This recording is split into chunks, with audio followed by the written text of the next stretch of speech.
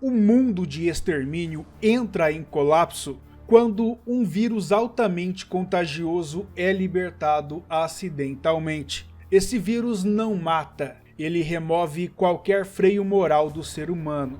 Em questão de segundos após a infecção, a pessoa perde o controle racional e entra em um estado de fúria extrema. A sociedade cai rápido demais para reagir. Cidades são abandonadas, governos entram em colapso e a comunicação simplesmente desaparece. O apocalipse não acontece em anos, ele acontece em dias. E o mais perturbador é que os infectados não são monstros sobrenaturais, eles ainda estão vivos.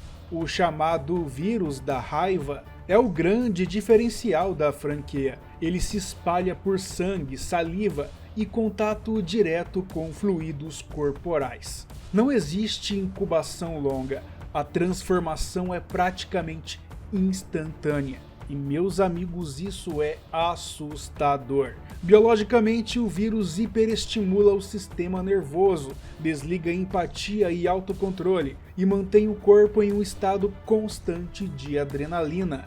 O resultado são infectados que correm, atacam em grupo e não sentem dor e não demonstram medo. Eles não apenas se alimentam das pessoas, eles querem destruí-las. Diferente dos zumbis clássicos, os infectados de extermínio estão vivos. Eles sentem fome, sentem cansaço e morrem se não se alimentarem. Com o tempo, muitos simplesmente colapsam. O próprio corpo se torna um limite biológico. Isso torna o apocalipse ainda mais cruel, porque o inimigo não é eterno, ele é imprevisível. Mas o mais assustador é que nem todos os infectados são iguais. Deixa eu explicar para vocês através de níveis. Vamos lá, nível 1, recém-infectados, que é a fase de surto. E esses são os mais conhecidos da franquia. Possuem o corpo ainda íntegro, movimentos explosivos e descoordenados, altíssima agressividade e metabolismo acelerado. Eles queimam energia rápido, entram em exaustão com facilidade e dependem do caos inicial para serem letais. São perigosos, mas instáveis. Nível 2. Adaptados. Aqui o vírus já se equilibrou com o corpo. Musculatura mais definida, movimentos mais eficientes, menos espasmo, mais foco, capacidade de perseguir presas por mais tempo. Esses infectados não são só raiva, são caçadores biológicos. O corpo aprende a sobreviver com o vírus e não apesar dele. Nível 3. Degradados. Com o passar dos anos, muitos entram em colapso. Desnutrição extrema, tecidos necrosados, reflexos lentos e dependência total de emboscadas. Eles representam o fim do ciclo biológico da infecção. Não são mais a maior ameaça, mas são o aviso do que o mundo se tornou. O surgimento do zumbi alfa. O chamado alfa não é um líder por inteligência consciente, mas por dominância biológica. O que diferencia é o corpo maior e mais resistente, força muscular anormalmente desenvolvida e capacidade de sobreviver por longos períodos sem colapso metabólico. Comportamento territorial, que indica que o vírus passou a selecionar hospedeiros ideais, favorecendo corpos capazes de sustentar a infecção por mais tempo.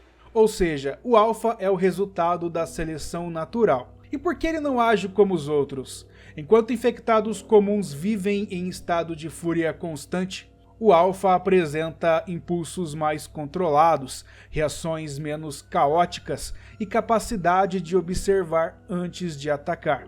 Isso sugere que o vírus não desligou totalmente o córtex, apenas o subordinou aos instintos. E ele não pensa como humano, mas também não age como um animal descontrolado. O ponto mais perturbador vem agora. O vírus percebeu algo fundamental. Corpos infectados não são sustentáveis a longo prazo. Eles se deterioram, morrem e entram em colapso. A solução biológica encontrada? Criar um hospedeiro que já nasça adaptado. Ao tentar fecundar uma fêmea humana, o alfa não está pensando em reprodução consciente, ele está obedecendo a um impulso viral evolutivo. Essa ideia é simples e aterradora. Essa criança não seria um zumbi, seria uma nova etapa da espécie humana infectada. É por isso que esse último filme deixa de ser só um horror apocalíptico e passa a flertar com o terror biológico e existencial.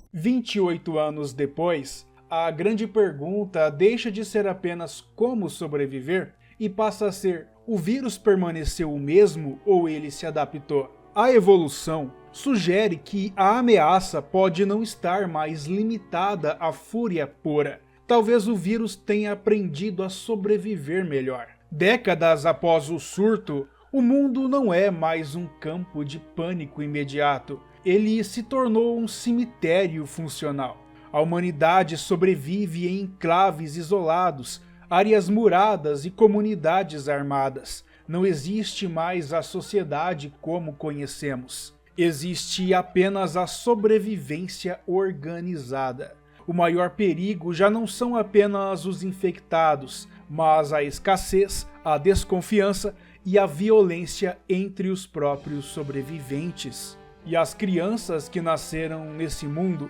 nunca viram a civilização cair, nunca conheceram a normalidade. Para elas, o apocalipse não é uma tragédia, é o estado natural das coisas. O novo capítulo da franquia não fala apenas de retorno, ele fala de adaptação. As perguntas centrais agora são claras. O vírus evoluiu? Os infectados mudaram? A humanidade ficou mais cruel ou mais resistente? Depois de 28 anos, armas improvisadas viram tradição, o medo vira rotina e a empatia se transforma em risco. Se antes o terror vinha da velocidade do colapso, agora ele vem da ideia mais assustadora de todas. Não há mais volta. O apocalipse venceu e o mundo aprendeu a viver dentro dele. Extermínio assusta porque é plausível.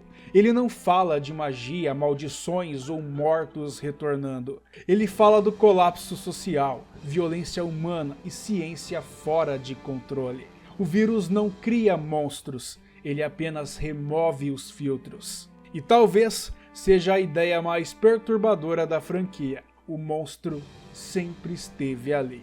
Extermínio, a evolução, não é apenas uma história sobre zumbis. É sobre o que sobra da humanidade quando toda a estrutura cai. Depois de 28 anos, o vírus ainda existe. O que ainda vale a pena salvar neste mundo. Porque, no fim das contas, o maior sinal da evolução pode não estar no vírus, mas na forma como a humanidade aprendeu a sobreviver sem humanidade.